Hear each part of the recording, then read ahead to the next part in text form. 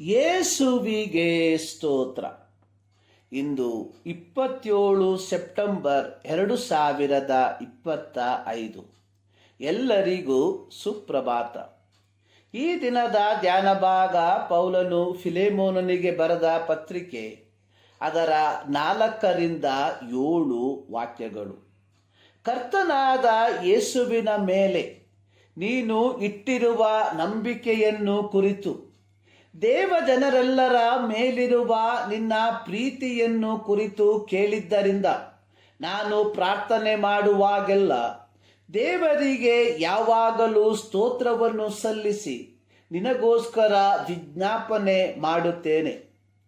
ಕ್ರಿಸ್ತನಲ್ಲಿ ನಮಗೆ ದೊರಕಿರುವ ಎಲ್ಲ ಸುವರಗಳನ್ನು ಕುರಿತು ನೀನು ತಿಳುವಳಿಕೆಯನ್ನು ಹೊಂದುತ್ತಿರುವಲ್ಲಿ ಕ್ರಿಸ್ತ ನಂಬಿಕೆಯಲ್ಲಿರುವ ನಿನ್ನ ಅನ್ಯೋನ್ಯತೆಯು ಕ್ರಿಸ್ತನಿಗೆ ಹೆಚ್ಚಾದ ಮಹಿಮೆಯನ್ನು ಉಂಟು ಮಾಡಬೇಕೆಂದು ಪ್ರಾರ್ಥಿಸುತ್ತೇನೆ.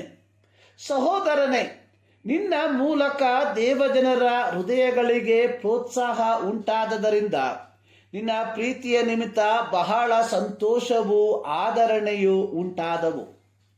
ಎಪಫ್ರನ ಮೂಲಕ ಫಿಲೆಮೋನನ ಮನೆಯಲ್ಲಿ ಸ್ಥಾಪಿತವಾದ ಕೊಲೊಸೆ ಪಟ್ಟಣದ ಸಭೆಯು ಸತ್ಯೋಪದೇಶವನ್ನು ಕಲಿತುಕೊಂಡು ಪವಿತ್ರಾತ್ಮ ಪ್ರೇರಿತವಾದ ಪ್ರೀತಿಯಲ್ಲಿ ವೃದ್ಧಿಯಾಗುತ್ತಾ ಬೆಳೆಯುತ್ತಿದ್ದಂತಹ ಸಭೆಯಾಗಿತ್ತು.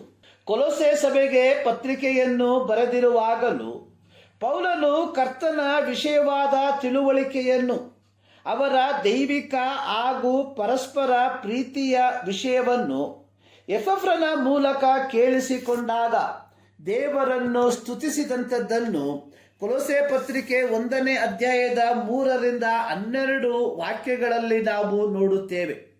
ಇಲ್ಲಿ ಪೌಲನು ಕೊಲೊಸೆ ಪಟ್ಟಣದ ಸಭೆಯ ಬೆಳವಣಿಗೆಗೆ ಸಕ್ರಿಯವಾಗಿ ತನ್ನನ್ನು ತೊಡಗಿಸಿಕೊಂಡಿದ್ದ ಫಿಲೆಮೋನನಿಗೆ ವೈಯಕ್ತಿಕ ಪತ್ರಿಕೆಯನ್ನು ಬರೆಯುವಾಗಲೂ ಫಿಲೆಮೋನನು ದೇವರ ಮೇಲೆ ಇಟ್ಟಿರುವ ನಂಬಿಕೆಯನ್ನು ಹಾಗೂ ದೇವಜನರ ಮೇಲಿರುವ ಪ್ರೀತಿಯ ಕುರಿತಾಗಿ ಕೇಳಿ ದೇವರಿಗೆ ಸ್ತೋತ್ರ ಸಲ್ಲಿಸುವವನಾಗಿದ್ದಾನೆ.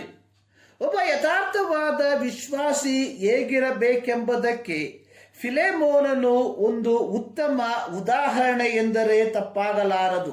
ಪೌಲನು ಫಿಲೆಮೋನನಿದ್ದ ಸದ್ಗುಣಗಳ ಕುರಿತಾಗಿ ಹೇಳಿದಂಥದ್ದು ಅವನನ್ನು ಹೊಗಳುವ ಉದ್ದೇಶದಿಂದಲ್ಲ, ಬದಲಿಗೆ ನ್ಯಾಯಸಮ್ಮತವಾದ ಹೊಗಳಿಕೆಯು ಫಿಲೆಮೋನನ ಆಧ್ಯಾತ್ಮಿಕತೆಯ ಬೆಳವಣಿಗೆಗೆ ಸಹಕಾರಿಯಾಗುವುದೆಂದು ಪೌಲನು ಬಲ್ಲವನಾಗಿದ್ದನು. ಜ್ಞಾನೋಕ್ತಿಗಳ ಪುಸ್ತಕ 27ನೇ ಅಧ್ಯಾಯದ 2ನೇ ವಾಕ್ಯದಲ್ಲಿ ಬರೆದಿರುವಂಥದ್ದು, ನಿನ್ನನ್ನು ನೀನೇ ಹೊಗಳಿಕೊಳ್ಳಬೇಡ, ಮತ್ತೊಬ್ಬನು ಹೊಗಳಿದರೆ ಹೊಗಳಲಿ. ಆತ್ಮಸ್ತುತಿ ಬೇಡ, ಪರನು ನಿನ್ನನ್ನು ಸ್ತುತಿಸಿದರೆ ಸ್ತುತಿಸಲಿ. ಇಂದು ಕ್ರೈಸ್ತತ್ವದಲ್ಲಿ ಕಾಣುವಂಥದ್ದು ಗಿವ್ ಅಂಡ್ ಟೇಕ್ ಪಾಲಿಸಿ, ಕೊಟ್ಟು ತೆಗೆದುಕೊಳ್ಳುವುದು. ಅಂದರೆ ಮೊದಲು ಒಬ್ಬನನ್ನು ಹೊಗಳಿ ಅಟ್ಟಕ್ಕೇರಿಸಿ ನಂತರ ಅವನಿಂದಲೇ ಹೊಗಳಿಸಿಕೊಳ್ಳುವಂಥದ್ದು. ಇದನ್ನು ಕ್ರೈಸ್ತತ್ವದಲ್ಲಿ ಸರ್ವೇ ಸಾಮಾನ್ಯವಾಗಿ ಕಾಣುವಂತಹ ಒಂದು ಪ್ರಕ್ರಿಯೆಯಾಗಿ ಮಾರ್ಪಟ್ಟಿದೆ.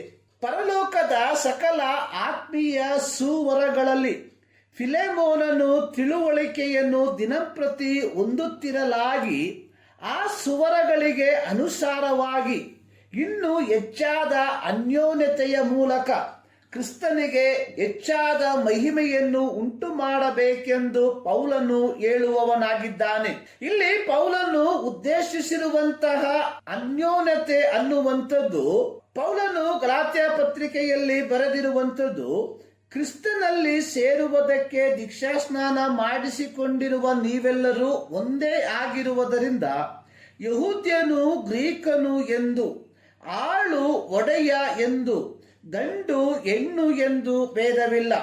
ನಾವೆಲ್ಲರೂ ಸಭೆಯೆಂಬ ಒಂದೇ ಶರೀರಕ್ಕೆ ಸೇರಿದವರಾಗಿರಲಾಗಿ ಯಜಮಾನನಾದ ಫಿಲೆಮೋನನು ಗುಲಾಮನಾದ ಒನೇಸಿಮನನ್ನು ಕ್ಷಮಿಸಿ ಈ ಅನ್ಯೋನ್ಯತೆಯ ಮೂಲಕ ಕ್ರಿಸ್ತನಿಗೆ ಹೆಚ್ಚಾದ ಮಹಿಮೆಯನ್ನು ಉಂಟು ಮಾಡಬೇಕೆಂದು ಪೌಲನು ಬಯಸುವಂತವನಾಗಿದ್ದಾನೆ.